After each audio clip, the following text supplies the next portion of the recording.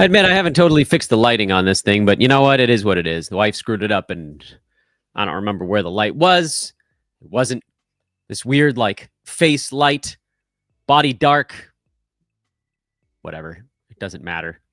I am what I am, and that's all that I am. Welcome to Old Man Squad Fantasy Basketball. Today, we're going to be taking a look at early season ADP shifts and what it meant for those players as the season went on. Meaning, today in particular, we're going to be looking at hype players, guys whose ADP went flying up the board during draft season. I've noted them with a little orange tag for you YouTubers that are watching the video as well. So you can see James Harden is the first one that I thought we could illuminate. And then whether these players deserved to have that big ADP jump and what it might mean for their draft prospects, season outlook, etc.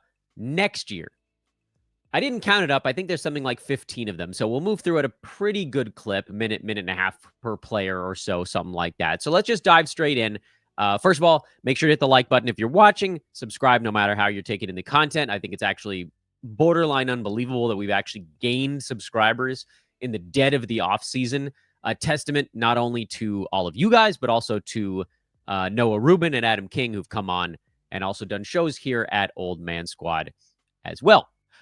All right, so James Harden, starting at the top of the board, his ADP at the beginning of draft season was 25.7. It finished at 15.7, so it went up exactly 10 spots. That's hard to do when you're pretty early on the board.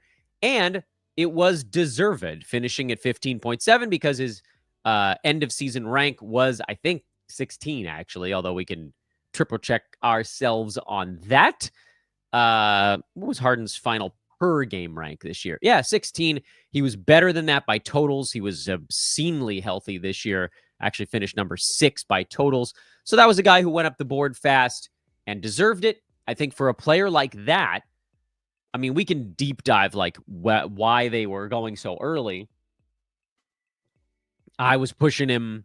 Other analysts were pushing him. This is why guys, Yahoo adjusted pre-rank they adjusted his pre-rank earlier, possibly because of some of the things that we were putting out there. But this, like with Kawhi Leonard out, it just felt pretty well controlled that he was going to get a lot to do. And then as the season went on, his field goal percent actually got better. So he, believe it or not, moved up the board when Kawhi Leonard came back. So it didn't actually correspond perfectly to that, but he was a good one, and I think we can generally move on from that.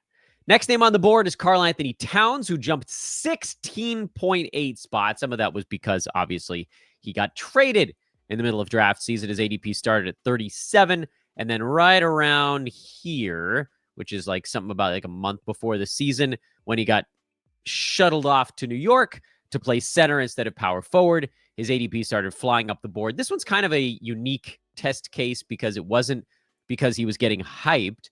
It was because his role changed. And then we said, oh, yeah, this is a much better spot for him. Karl Anthony Towns as a center is a second rounder at worst. Karl Anthony Towns as a power forward is more like a third rounder. So he went where he belonged. It just was, kind of a lagging indicator in that, like, the pre-rank on Towns probably told a better story than the ADP, which was, more like mid-second round pre-rank. We talked about this on some of our shows recently. We were going a little earlier than him. I wanted him early second round, and he actually did better than that. So cool. There's no hype left to cover on him. I don't think that we need to go into much more detail on Towns because the more interesting stuff, at least to me, in looking at this, are the guys that got hyped that didn't pan out. But we'll go through one by one, and we'll figure out where we can sort of parse and find a little bit of value. But first, BetOnline. It's the world's most trusted betting platform and your number one source for all sports betting action. BetOnline keeps the dog days of summer rolling. I love that they've got the dog days going in June. It's not even summer yet, BetOnline. It's 16 days officially until summer starts. Dog days is July.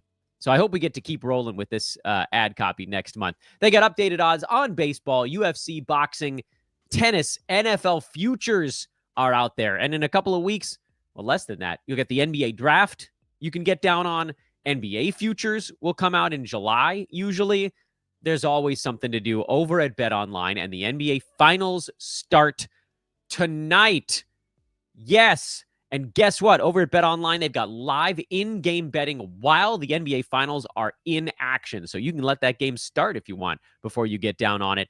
Also, the BetOnline Casino, which is frankly where I've spent the most amount of my time, because with the sport, you just drop in, you place your wager, you go back, you watch it on your TV. BetOnline, you can hang out in the casino with other actual people. That's a live casino. They've got video games in there, so like video poker, video blackjack, stuff like that. It's all very cool. I encourage you to check out BetOnline, because at BetOnline, the game starts here. I highlighted LaMelo Ball, even though he only jumped 7 slots during draft season. But again, when you're early on the board, moving 7 is actually a pretty big deal, as evidenced by how few players actually moved that far. Like, look at everybody up to LaMelo. The only players who moved farther than him were Harden and Cat, who we talked about. With Ball, his initial ADP was 28.1, which I wasn't all that upset about. It actually dropped to 30 briefly before zipping up the board closer to draft season again. This was another sort of like late game push where LaMelo was at 28, then 30, then 28, then 27, then 27. And this is all, folks that are watching, you can see this was a weekly tracker we did. And it wasn't until the end of September, really, where LaMelo started moving up the board, 27, 26, 25, 23, 21. Closing speed, I guess, but not so much in his actual game. And so this now brings up the question of, because LaMelo was bad again this year, number 56 in 9-cat, if you were punting turnovers, he jumps up the board. If you were punting field goal, he jumps up the board. He doesn't get up to where he was going at the end, but he gets pretty close. Does this create, at any point for Ball, a post-hype scenario? Because that's what I want to look at with some of these guys that didn't pan out despite being kind of hype dudes. And I think the answer is generally no, because as bad as he continues to be for fantasy players, he just won't slide far enough year after year after year. LaMelo Ball, 3 seasons in a row, he has barely cleared half his games in only one of them. The other 2, he didn't even get anywhere near half the games played. It's been a train wreck, specifically on the health side. You know, his numbers last year weren't all that bad. He shot the ball better at 43%. The assists were up over 8. The steals were at 1.8. This was last season, not this most recent one. So, like, obviously there's room for growth and reason for optimism on him, at least from a per-game standpoint. But by totals, he's been awful. And he just won't drop farther than mid-second round. I don't know what he's got to do to convince people that he's not a safe fantasy play. Maybe next year is the year. We'll obviously kind of kick the tires on it, but like, I don't think you take him in the top 3 rounds. It's just too risky. At some point, the Hornets are going to have to try to win a game. When that is, we still don't really know. Alpi Şengün was the next one on the board who jumped a decent chunk. He moved about 8 slots. His initial ADP was 35 and change. He finished at 27 and change. This is not one that I fully understand, because he really is more of a punt play. And you guys know me. I don't like leaning ultra hard into the punt guys. But obviously, if you have Giannis in the first, getting Şengün in the third was a pretty damn good addition to your team. Not that he's going to be like a big field goal percent guy, but he's bad at free throws. But you get a ton of assists out of your center spot. You're probably now looking at maybe a punt free throw and a punt threes team. But getting 5 assists out of your center in a punt free throw build is very useful, because the guards, that allows you to draft guards that are also a little bit more tailor-made to that punt free throw build. You could punt threes if you wanted to, and load up on wings who don't shoot them, DeMar DeRozan, Jimmy Butler, guys like that, who also get you 5 assists per game. And you can remain competitive in assists, getting 6.5 out of your power forward. That's Giannis, getting 5 out of your center, and, 5 out of your passy wings, things of that nature, where then you don't necessarily need to go get a traditional guard. That said, if you have one point guard on your team that is good at foul shooting, it's not the end of the world. Like, you're still going to be absolutely terrible at free throws. You just have to make sure that you're not that bad in everything. So Şengün made sense in that respect, but there couldn't possibly have been that many teams that were hunting punt free throw builds. I think a lot of folks just sort of said, look, like, he's a fun fantasy player to have at 19 and 11 with 5 assists and steals and blocks and so on. But he does have some obvious limitations that it just seems like folks are willing to overlook on that fantasy side. I don't know why the Şengün remains such a weirdly polarizing player in reality. He's really good. But in fantasy, he's never going to be where folks want him to be because of that one down category. But again, that doesn't really explain an 8-point leap. So I don't think there's going to be any kind of real post-hype thing with him. He's just going to go early because he gets the counting stats. Cade Cunningham jumped 7 slots, and this one was a smart one. Cade ended up having a really good year. This was sort of like the big breakout campaign, especially if you were punting free throws. He was a 3rd rounder, even if you, not free throws, turnovers, even if you weren't punting turnovers. And if you were, he was a 1st rounder this year. So Cade is just going to keep going higher. This is not a guy that I think we can find value on next season. Ja Morant was a big leaper. I think it's because, and I'm trying to remember exactly, I believe there was a thought that he might be hurt coming into the season, and then he ended up being mostly ready to go. So he jumped from 48 to 35 during draft season, and he's another guy that's going that early because of his name, not because of his 9-cat fantasy game. He has, as we've already talked about, field goal issues, turnover issues, rebounding and 3-pointer issues. Yeah, he scores and gets assists and some steals, and like his free throw shooting has gotten better. Kudos to Ja on that. But his health is always in question. He only played 2/3 of his team's game this year. I don't, even if there's some post-type value on Ja Morant, which I don't think there will be because he's Ja Morant and people see him jump 95 feet off the ground, and so they want to draft him. And then points leaguers are all going to jump on him as well. He's just never going to fall far enough for even a bad season like this one to take some of the sting out of that fantasy draft price. Jalen Williams is the next one on the board. He jumped 8 slots, and he'll just keep going earlier because he hit. When a guy jumps a bunch and then is good, they're just going to keep going. Jalen Williams finished, I think, around number 24, 25 on a per-game basis. That's earlier than where he was being drafted, which was in the 30s. Started in the mid-40s when he was an insane value, and then he became only a very good value after that. So no reason to dig too deep on this one. Next name on the board, we have to go a little bit to get to him. Mobley moved a little bit, but that one wasn't a big one. Zion, Pascal Siakam, and Derek White all moved sort of like a medium chunk in this mid-round. But I don't think there's a whole lot to read into on those guys. So the next one that I highlighted was a big mover, and that was DeAndre Ayton. This one was a byproduct of Yahoo's pre-rank shifts. And I can tell you guys, and we can actually go look at that board just for a minute. If we can find DeAndre Ayton, where did he finish his pre-rank? Where are you, Ayton? There he is. His pre-rank finished at 60, but he opened at 88. So you can see on your screen, this was 100% Yahoo's pre-rank doing, because if his pre-rank stayed at 88, he wouldn't have gotten that massive ADP shift. So this to me was not really a case of a hype guy. This was the board creating a weird jump for a player that just simply didn't deserve it. There was nothing good going on in Portland for Ayton. He was just a guy that should have been going at that later spot, and they moved him. I will say this, though, on Ayton. The fact that, and it happened to me in one league, but folks got sort of suckered into the earlier pre-rank, and then he was terrible this year. I do actually think there's a little bit of a weird post-type thing that could happen with him, where, DeAndre, when he's focused, he can be a top 50 fantasy play. And he was just sort of like semi out to lunch this year, and he played 40 games on a Blazers team that was kind of trying. So it does raise the question of, like, did he miss half the season because of a tank, or did he miss half the season because they're just done with him? And I think it might be that second option, the latter. They've got Donovan Clingan now. They have their future center in Portland. So Ayton is sort of, say, superfluous.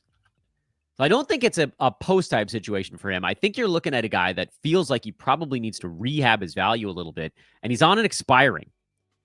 So if ever there was a time that DeAndre Ayton was going to have to go out there and look like he cares, this would be the season. I don't think he's going to fall far enough for me to be willing to take that shot, but I'll say that if he falls to like the 90s, I would probably do it and just say, you know what, he might be bad for a month or two or three, or maybe even the entire season. But if I blow an 8th or 9th round pick on a guy that I'm hoping basically gets moved to a better spot, my team would survive. I don't think it's a great idea, but you're like almost into flyer territory at that point. The guys that are getting drafted in the 90s are often guys that you're like, let's see if this thing hits. So I don't think I'd advise it, but I don't think it'd be nuts to take a look at him in the 90s or later, but I'm sure as crap not taking him in the 50s, 60s, 70s range, not with the amount of crap that's hanging over his head. Zach LaVine jumped 14 spots. I don't really know why he was as low as he was. LaVine is a very reliable 60 range per game fantasy guy. He's a good percentages shooting guard. So he's shooting guard fantasy stat set plus a better field goal percent.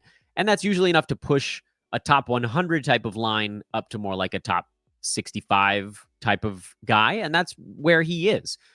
If he ends up in a place where his usage could spike, which it won't in Sacramento, there's too many other guys that are going to want to touch the basketball there. That's how he would push inside the top 50, top 40.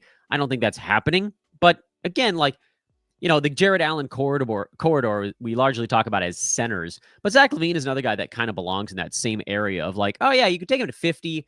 He'll probably finish like around back of that per game, but he's been generally healthy on teams that are trying, you know, since the one big injury, basically.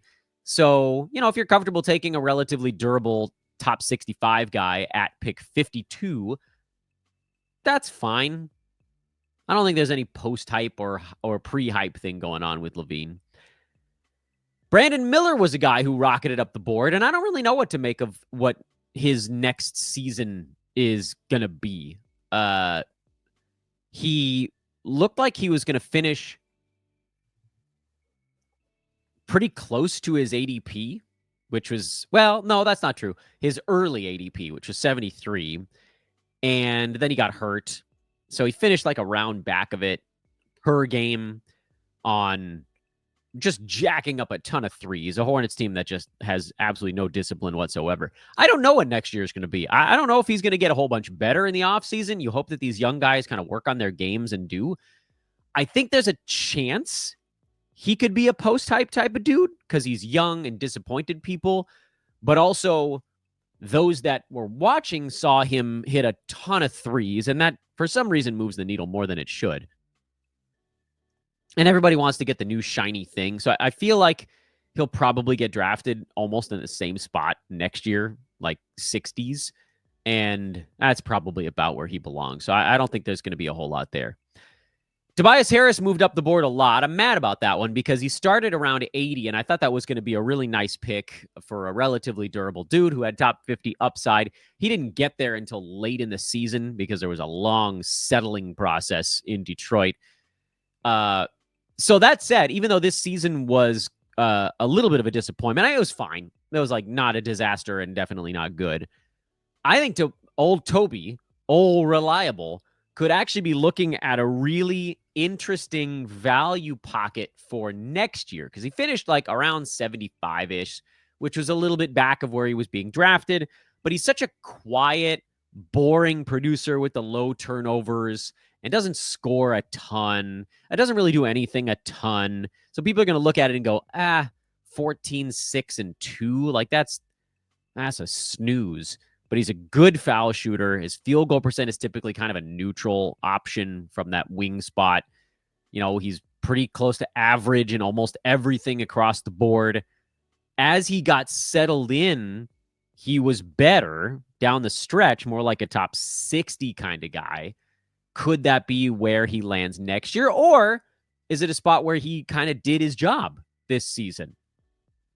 You know, did he guide some young guys to a better spot and then next year he's going to throttle down a little bit? I'd say that's also possible. But I also think that because this was kind of a quiet, plodding, not super fantasy interesting year from Toby, he'll probably get drafted a round or two later. And if I can get him in the 80s, which is what I thought I might be able to do this year, I think I'd probably do it. So I think there might be a little bit of a value pocket on old man Toby. Cam Thomas moved up a lot. We'll never really know what the hell was going to go on there, but the Nets are at the front end of a tank fest, so I don't think that I would take the shot on him. Bradley Beal moved up a lot, and that turned out to be a real mess. But sometimes you're looking for the mess. Beal, and I hate to say it because he was one of the most, if not the most frustrating players to roster in fantasy, missed 29 games on a bad Phoenix team. But if that team yanks the pieces apart and it's Devin Booker and Bradley Beal exercising a no trade clause and, waves hands at whatever's around these dudes, Beal's going to have no choice but to take 2 or 3 more shots next year. And he might miss some games, but they're not going to be tanking.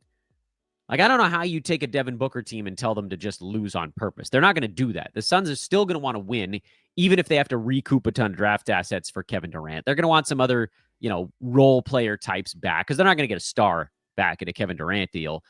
But you could look at this and say, okay, well, here's, there's problems with Beal. The big one being, like, he hasn't played more than 53 games since 2020. Yeah, you take the good, you take the bad. But if you look back at, Beal at the tail end of his Washington tenure, and I don't know that he's going to get up to 18 shots a game, but he could get up to 16 again. 16 shot, high percentage guy, Bradley Beal, would actually be a really good per game option. So maybe someone you look at more on a games cap roto spot as like a 7th rounder with per game upside. Head to head, I'd have trouble taking the plunge on somebody that you almost know is going to miss 25 games. But roto, you're looking for those guys that miss a few but crush when they're out there. Oh, you know how hard it is to tell you guys that I think we should draft Bradley Beal next year? Maybe he'll get drafted earlier than expected and we won't have to do it. But man, I feel like he's going to go late. And you games cappers, you should probably look at him. Anthony Simons always goes too early because everybody loves that he scores. He's a punt field goal play at this point on a Portland team that might start to lean another direction. Hard to say. They might not, but he's basically just firing 3-pointers with a good free throw percent. Prototypical shooting guard stat set. Good free throws, good threes, good scoring, not much else. Makes it very hard for him to be inside the top 90 without punting something. So he's fine in the range he was in. I don't know that anybody that drafted him was expecting something different, but he did jump 12 and a half slots from 90 to 78, 90 and a half to 78. So maybe he slides to the edge of the top 100, where, again, if you're punting something, that's a great pick at 100. And if you're not, it's a pretty average pick at 100. Isaiah Hartenstein was a pendulum during draft season. He went up way too high, and then he dropped precipitously right before drafts because he got hurt. So I don't think we can really talk much about him because he was on his way to being a mega hype guy, and then hard to know what this season would have been. Probably would have been overhyped. But then Chet Holmgren missed 3 months, so Hartenstein's season ended up being kind of decent after the missed 6-7 weeks at the beginning of the year. I'm going to just put a big red question mark on Hartenstein. I have no idea where he's going to get drafted next year. We'll just take that one piece by piece, inch by inch, slowly I turn. You guys, I don't know if anybody out there ever watched the Three Stooges Niagara Falls bits. Oh, OG Anunoby. He was a well-deserved mega hype dude, but not only was he really good on a per-game basis, which I think we all kind of saw coming, he was healthy. Nobody saw that crap coming. OG had, for many seasons in a row now, not like forever, because he's not an old dude, but like most of his years in Toronto, had missed a bunch of games. He missed 32 last season, 15 the one before that, 24 the one before that, 29 the one before that. But he cranked it back up this year with also a career high in minutes per game. Those two things don't usually go together. So you got the minute per game bump, which raised everything except rebounds, stayed mostly consistent with what he had done in the past, maybe even a little bit lower. But the steals were back where they were when his minutes were higher. The blocks were back where they were when his minutes were higher. The scoring was back where it was, even better, actually, than when his minutes were higher because he was actually a little bit more efficient. He even made his foul shots this year. He's going to probably get overdrafted next season. No Tom Thibodeau, so I got to figure that his minutes will come down from 36.5, but I guess you never know. I have no idea where he's going to get drafted. He started at 100 and he ended up getting drafted near 80 this year, even higher in a lot of spots at the very, very end, as the ADP was still kind of chasing his real draft position. He'll probably get drafted in the 40s like before. This was the post-type year, and, now it's come and gone. Ivica Zubat was one of the biggest leapers ever, but not as big as the guy right next to him. Zubat and Walker Kessler each jumped over 20 slots this draft season. Zubat's from 108 to 87. Kessler from 113 to 87. I know, that's a lot. Now, Zubat's, honestly, both of them ended up being worth it. Zubat's far more so because his team didn't shut him down. So you had the Walker Kessler rest crap that ruined what would have been a very good fantasy season. With Zubat's, you got extreme durability that only amplified a great fantasy season. Ivica, depending on what site you're looking at, finished in the late 20s to mid 30s different ranking boards. He was awesome no matter how you slice it. 17 and 12 and a half. Not a big shot blocker, but who cares? Free throw came around as the season went on. He was down in the low 60s, high 50s for a while, which was weird for him. But then he shot like 75% the last 2 months, and his rank shot up 2.5 rounds because of it. I think you can pretty comfortably put him in the Jared Allen corridor, even maybe a tiny bit earlier. I don't think he's going to get overdrafted, though, because, he's not a big shot blocker and he's not a big scorer. He's just a really reliable big man. He's like Jared Allen, on roids this year. Jared Allen was 14 and 10 with a steal and a block on 71% shooting. Ivica Zubat was 17 and 12 on 63% shooting. But they were two of the top 5 field goal percent guys. They were both excellent rebounders. Zubat's a little bit better. Both not amazing at shot blocking. Both didn't completely ruin your free throw, especially once the year went on for Zoo. Neither one turns the ball over. You can probably get Jared Allen a little bit later, but if you're thinking Zubat's in the 4th versus Allen in the 5th, I'm good with either one of those. But this was obviously the value year. Walker Kessler, I am so irritated. You guys have heard me bitch about the Jazz 1,000 times on these shows, but screw it. We'll do it one more time. The crap that Utah pulled is just and I know they're coming out and saying that they're done losing on purpose. I think there's one more losing year in the chamber for Utah because they've got a bunch of dudes on expiring deals right now. I think Clarkson's on one, if I'm not mistaken. John Collins is definitely on one. That one I remember for sure. So they've got these veterans that they can offload for a few more picks and cash them in. This is your cash it in season. They didn't get a super high draft pick despite the mess of a season that they had. Why not just tank one more season and then start to put on the afterburners after that? It's not like they have, superstar young guys that they need to build around right now. They've got Colin Sexton, who's not old, but not young. Larry Markkinen, who's kind of in that same general bucket. The Jazz are an in-between, and they haven't found their franchise cornerstone yet. I don't know. I know they're saying they're not going to lose again, but I find it hard to believe given looking at their roster. Sure seems like they should lose again. So as much as I think Walker Kessler could also get drafted late again next year and then be a tank risk, he's a guy that I would look at more on the games cap side, and only again if I can get him, outside the top 80.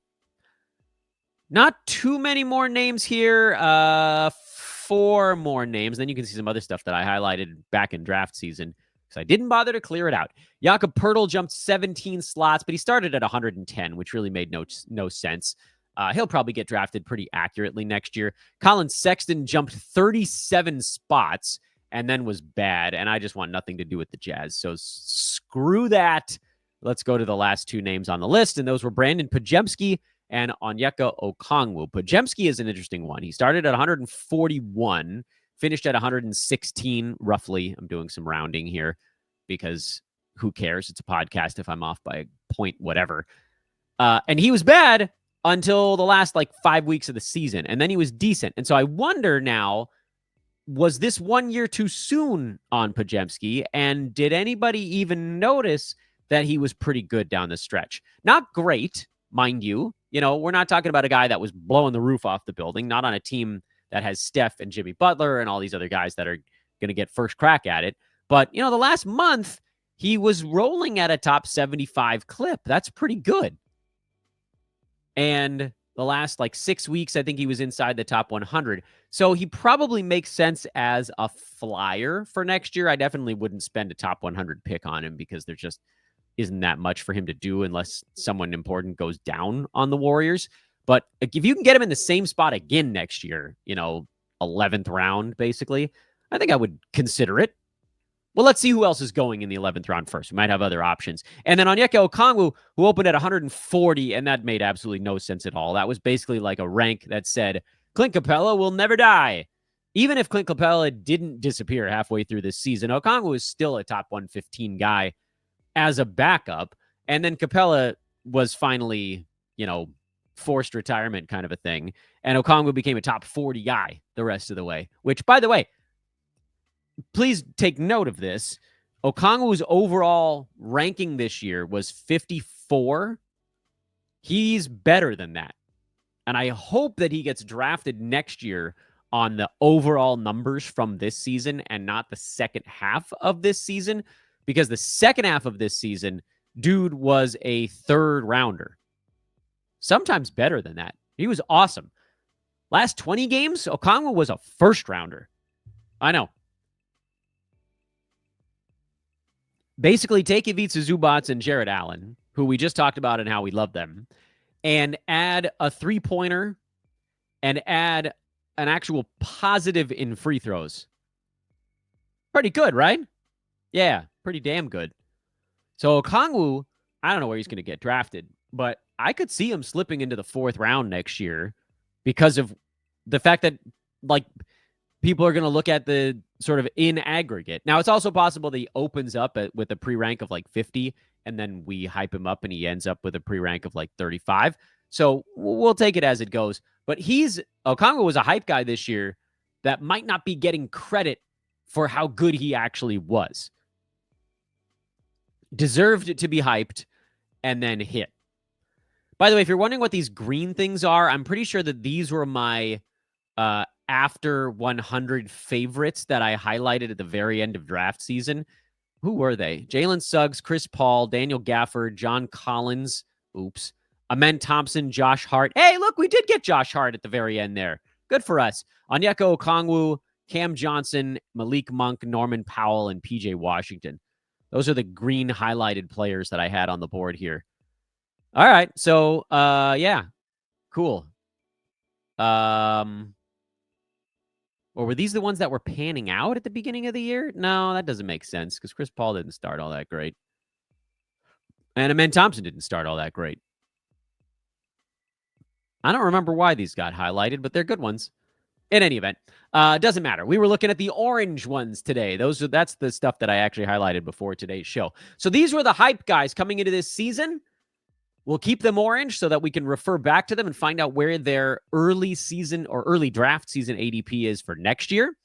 And we'll see if any of those guys make sense as a post-hypist. Because I already wrote down on my note sheet, Dan, remember to do a show next draft season on hype guys and post-hype guys. Hell, split it into 2 shows. Can't wait for draft season. 2 months. 2 months. Whew. But luckily, free agency will chew up 2 of those 8 weeks. It's the other 6 that we're going to be struggling with a little bit. But not this one. This week is over. No show tomorrow. As I mentioned earlier this week, my younger son is graduating from preschool tomorrow.